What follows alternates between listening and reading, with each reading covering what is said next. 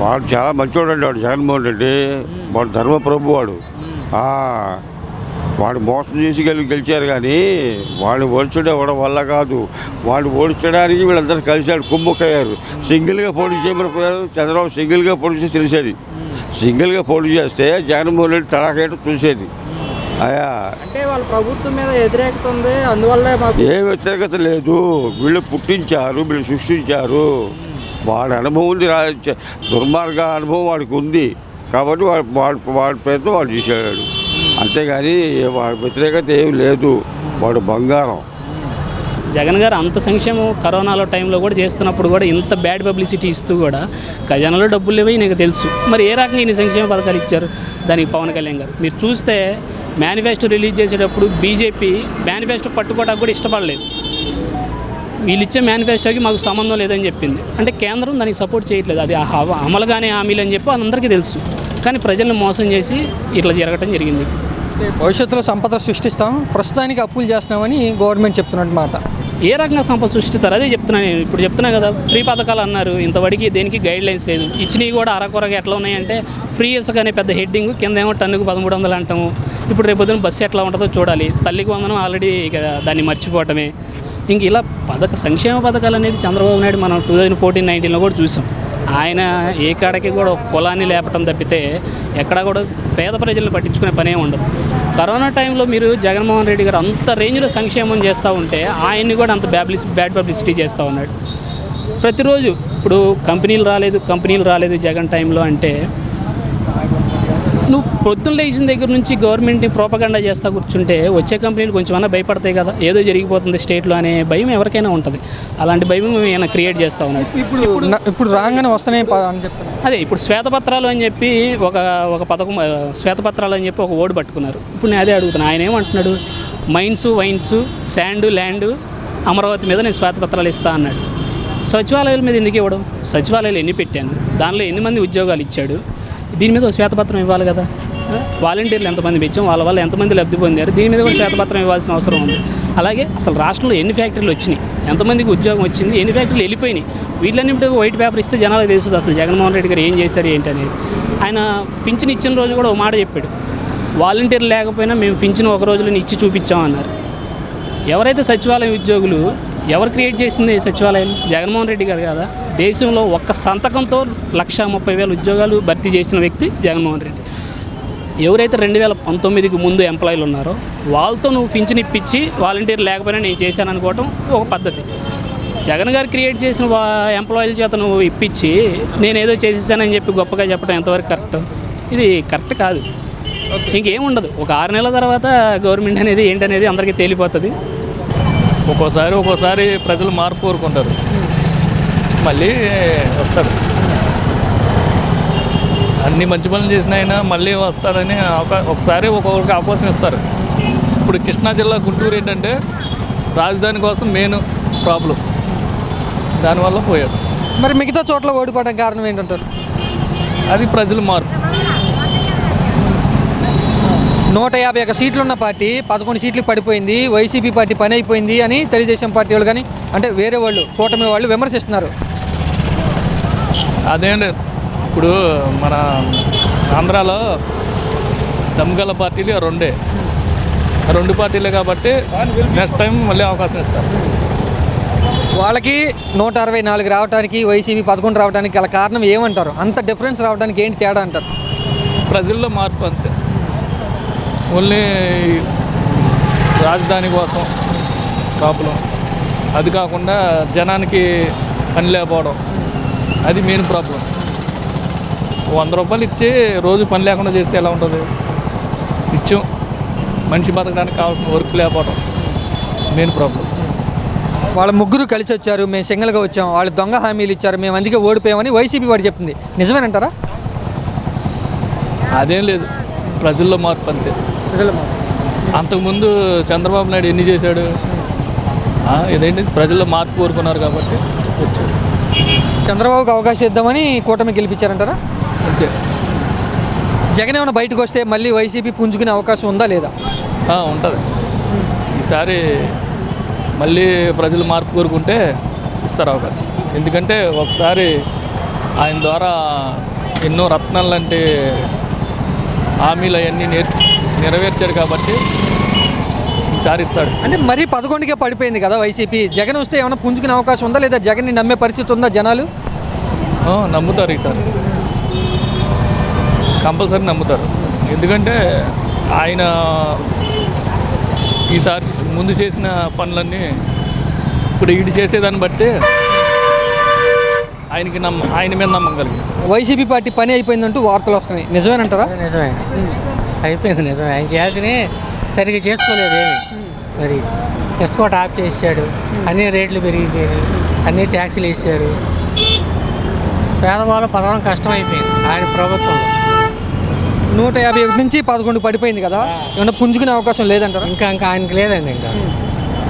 ఇంకా అంత అవకాశం వీళ్ళు ఎవరు. ఎందుకంటే ఆయన ప్రభుత్వం ఏంటో వ్యాపారం ఏంటో చూశారు ప్రజలు, విసుగుపోయారు. చాలామంది నష్టపోయారు వ్యాపారాల్లో. ఏమీళ్ళు చాలా నష్టపోయి ముగ్గురు కలిసి వచ్చారు కాబట్టి మేము ఓడిపోయాం, సింగల్గా వచ్చాను వైసీపీ పార్టీ చెప్తుంది, నిజమేనంటారా? ఏం లేదండి, ముగ్గురు వచ్చిన ఎవరు వచ్చినా జనాల నిర్ణయం ఒకటి. అది చేయాలనుకున్నా చేశారు జనాలు, అంతేగాని ఏదో ముగ్గురు వచ్చారు ఒకటి వచ్చారని కాదు. ఓడించాలని ఓడించారు అంతే. జనాలు ఉన్న వాళ్ళకున్న ఒక ఆలోచన అది. ఎందుకంటే ఈ మనిషి గురించి చాలా బాధపడ్డారు. వ్యాపారాల్లో, బిజినెస్లో ప్రతి ఓళ్ళు బాధలు పడుతున్నాయి చూశారు. ఆయన చేయాల్సింది ఒకటి మెయిన్ చేయాల్సి వస్తే ఇంకోటి చేశాడు ఆయన. అది అంటే జగన్ కంటే ఎక్కువ పథకాలు చెప్పారు కదా కూటమి వాళ్ళు, దాని గురించి ఏమైనా ఓటేశారు జనాలు పోనీ? అది కాదండి. ఈ ముందు ఈయన చేసే ప్రభుత్వం అంతా లాస్. ఈయన చేసిందంతా వ్యాపారం, ఈయన చేసిన బిజినెస్ అంతా కూడా ప్రజలకు ఏం ఉపయోగపడాల. ఏదంటే ఏదో 10 మంది చేతి వేస్తే 10 మందికి అది వేస్తే 10 మందికి ఇది వేసాడే కానీ మెయిన్ రేట్లు అనేది పేదవాళ్ళకి అందుబాటులో లేవు. అన్నీ రేట్లు పెరిగిపోయినాయి, అవి పట్టించుకోవాలా. అభివృద్ధి లేదు, అభివృద్ధి పట్టించుకోవాలా. ఏమీ లేవు అక్కడ ఆయన చేసింది. ఏంటంటే ఏదో పిల్లలకి వేసాం చూసాం అంతే. ఆ ఆలోచనలో ఉన్నాడు కానీ ఆయన అసలు మధ్యతరగతులు ఎలా బతకాలా, ఎలా బిజినెస్ అనేది వ్యాపారం ఏంటి, ఎలా బతుకుతారు అనేది లేదు. ఇప్పుడు వీళ్ళు వచ్చారు కదా, మా ఓటు బ్యాంక్ మాకే ఉంది, ఎక్కడికి వెళ్ళలేదు, కానీ సీట్లే తగ్గినాయి మాకని వైసీపీ పార్టీ చెప్తున్నారు. ఆ ఓటు బ్యాంక్ ఉంటే ఇన్ని ఓట్లు ఎందుకు వేస్తారు? అన్ని ఓటు బ్యాంక్ ఉంటే ఇన్ని ఓట్లు లేరు కదా. మరి జగన్ ఏమైనా బయటకు వస్తే ఎలా ఉండిద్ది అంటారు పరిస్థితి? జనాల్లోకి వస్తే ఏమైంది, ఆయన చేసి తెలుసుకొని చక్కదిద్దుకుంటే బాగుంటుంది అంతే. వైసీపీ మారాలంటారు అయితే? వైసీపీ ఆయన వచ్చి జనాల్లోకి వచ్చి జనాలు నాడి తెలుసుకోవాలి, ఎందుకు ఇబ్బంది పడుతున్నారు, ఎవరు ఇబ్బంది పడుతున్నారు అని. ఎంతసేపు వాళ్ళ మీద వదిలేశాడు ఆయన ఒక ఇదంతా. ఎవరు స్ట్రాంగ్ అంటారు ఇప్పుడు? కూటమి బాగా బలంగా ఉందంటారు అయితే? ఇప్పుడు ప్రస్తుతానికి కూటమి అయితే బాగా బలంగానే ఉంది. ఇంకా టైం ఉందిగా, 4 ఏళ్ళు ఉంది. ఇంకా ఈ 4 ఏళ్ళలో వీళ్ళు చెప్పింది ఏం చేస్తారు ఏంటో చూడాలి. ప్రజలైతే నిర్ణయించుకున్నారు వీళ్ళకి ఇద్దాం మళ్ళీ అని, ఇచ్చారు. మరి వైసీపీ నుంచి నేతలు ఎవరన్నా అటువైపు వెళ్ళే అవకాశాలు ఉన్నాయంటారు ప్రస్తుతానికి ఇప్పుడైతే ఏం లేదు, ఎవరు వెళ్ళేది లేదు. అయితే ఇంకా టైం ఉంది కదండి, ఈ 2 సంవత్సరాలు ఏమన్నా వెళ్తే వెళ్ళొచ్చు. మొన్న జరిగిన ఎన్నికల్లో జగన్కి కేవలం 11 సీట్లు వచ్చినాయి, వైసీపీ పార్టీ పని అయిపోయిందంటూ వార్తలు వస్తున్నాయి, నిజమేనంటారా? వాస్తవం ఇట్లా కనబడుతుంది. నేను గతంలో ఈ పార్టీ ఆ పార్టీ అని కాదు, ఆ పార్టీలోనే నేను చేశాను. కానీ కొన్ని లోపాల వల్ల ఆయన ఇదయ్యాడు, కొంతమంది వ్యక్తుల వల్ల ఓడిపోయాడు ఆయన. లేకపోతే వ్యక్తిగతంగా బాగానే చేశారు. అయితే చంద్రబాబు నాయుడు గారు సీనియర్ మోస్ట్ కాబట్టి ఆయన ఆశయాలు పవన్ కళ్యాణ్ కూడా ఏడవడం వల్ల ఈ కూటమి వల్ల గెలవడం చాలా ఆనందదాయకం అందరికీ కూడా. అదే వైసీపీ అదే చెప్తుంది, వాళ్ళ ముగ్గురు కలిసి వచ్చారు, మేము సింగిల్గా వచ్చాం, అందుకే ఓడిపోయామని చెప్తున్నారు, నిజమేనంటారా? దానిలో ఏంటంటే ముగ్గురు కలిసి వచ్చినా ఎంతమంది వచ్చినా దానిలో బలం లేకుండా పోయింది. ఇతను వాళ్ళు రోజా అని, లేకపోతే పేర్లు కొడాలి నాని అని, ఇలా కొంతమంది వల్ల ఆయన రిమార్క్ పడ్డాడు. లేకుండా వాళ్ళని ఫస్టే కొద్దిగా రిమార్క్ వచ్చినప్పుడు తొలగిస్తే జగన్ గెలిచేవాడే. లేదు కాబట్టి ఇప్పుడు ఇక్కడ ఈ చంద్రబాబు నాయుడు ప్రభుత్వం, పవన్ కళ్యాణ్ ప్రభుత్వం, బీజేపీ ఇక్కడ రాసి పెట్టుంది. అది ముగ్గురు కలిశారు కాబట్టి బాగా. అంటే 11 సీట్లు వచ్చినా కూడా 40% ఓటింగ్ ఉందని చెప్తున్నారు జగన్ పార్టీ. ఎన్ని శాతం ఉన్నా రీచ్ అవ్వలేదు కదా నాన్న, అది రీచ్ అవ్వాలి కదా. మనకి 100కి 35 మార్కులు, 34 వచ్చినా ఉపయోగం లేదు కదా. అది అట్లా. ఇప్పుడు ఏమన్నా ఉందా వైసీపీ పార్టీకి బలం పుంజుకునే అవకాశం కనపడుతున్నాయి ప్రస్తుతం? ఇప్పటి నుంచి ఏమన్నా ఇంకా మంచి కార్యక్రమాలు, ఆ యొక్క రూమర్స్ ఉండే వ్యక్తులను తొలగిస్తే మళ్ళీ ఏమన్నా పికప్ అయ్యే అవకాశం ఉంది. అది మొన్న కేవలం వైసీపీకి 11 సీట్లు వచ్చాయి కదా, జగన్ పని అయిపోయిందంటూ వార్తలు వస్తున్నాయి, నిజమేనంటారా? ఏమో ఇక అయిపోయినట్టే ఇంకేముంది. అయిపోయినట్టు జగన్ సీన్ అయిపోయింది ఇంక. అంత ఘోరంగా అంటే 11 సీట్లే రావడానికి కారణం ఏమనుకుంటున్నారు మీరు? 11 అంటే ఇది ఇది ల్యాండ్ ట్యాటింగ్ ఒకటి, తర్వాత ఏమో చంద్రబాబుని జైల్లో పెట్టడం ఒకటి, ఆ రెండు బాగా దెబ్బ కొట్టాయి. ఇప్పుడు జగన్ ఏమన్నా మళ్ళీ బయటకు వస్తే ఇప్పుడు ఏమన్నా ఊపు వచ్చే అవకాశం ఉంది వైసీపీకి? ఏముంది, ఏం లేదు. 11 సీట్లతో ఏం చేస్తాడు చెప్పండి? ఏం చేయాలి? 11 సీట్లకు పరిమితం అవ్వడం చాలా దెబ్బ వైసీపీకి, జగన్కి. వాళ్ళు ముగ్గురు కలిశారు, అందుకే మేము ఓడిపోయామని వైసీపీ పార్టీ వాళ్ళు చెప్తున్నారు. నిజమేనంటారా? పవన్ కళ్యాణ్, చంద్రబాబు, బీజీ కలపడం వల్లనే జగన్ ఓడిపోయారంటారా? కలపని 130 సీట్లు వచ్చినాయి కదా చంద్రబాబుకి. పవన్ కళ్యాణ్ బీజేపీ లేపని 100 వచ్చినా సీఎంఏ కదా చంద్రబాబు. అట్లాగా హామీలు ఎక్కువ ఇచ్చారు, ఎక్కువ చెప్పారు, ఎక్కువ ఇస్తామని, అందుకే జనాలు వాళ్ళ వైపు చూశారు, మాకు వేయలేదని వైసీపీ వాళ్ళు చెప్తున్నమాట. అది కరెక్ట్. అది ఎందుకంటే ఇప్పుడు 4,000 పింఛనన్నా 4,000 ఇచ్చాడు. ఇప్పుడు ఈయన వైసీపీ వాళ్ళు ఏం చేశారు, 3,000 పెంచానన్నాడు. సంవత్సరానికి 250 4 సార్లు చేశాడు. అది మరి మాట తిరగచ్చు కదా. ప్రస్తుతం వైసీపీకి చాలా కష్టమేనంటారా? కష్టమే. మొన్న జరిగిన ఎన్నికల్లో వైసీపీ 11 సీట్లే గెలుచుకుంది కదా, జగన్ పని అయిపోయిందంటూ వార్తలు వస్తున్నాయి. నిజమేనంటారా? అది కరెక్ట్ అండి, 100% కరెక్టే సార్. చూసిన వాళ్ళందరూ కూడా ఇప్పుడు ప్రస్తుతానికి వచ్చిన దాన్ని బట్టి అందరూ అదే చెప్పుకుంటున్నారు. ఆ మాట వాస్తవం, మరి దానిలో తప్పేమీ లేదు. మీకేమనిపిస్తుంది?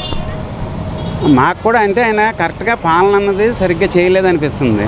ఇప్పుడు ఏం పట్టించుకోకపోవడం, ఇప్పుడు ఎమ్మెల్యేలు వచ్చినా ఎమ్మెల్యేలకు కూడా ఇంటర్వ్యూ ఇవ్వలేదని మధ్యలో ఉన్న వాళ్ళు ఆపేసి 2 నెలలు కూడా ఒక ఎమ్మెల్యే గారికి టైం పట్టిందంట ఆయన కలుసుకోవడానికి. ఇంకా దాని గురించి ఈ ప్రాబ్లం ఎందుకనేసి జనాలు కూడా ఇసుకుపోయేసారు.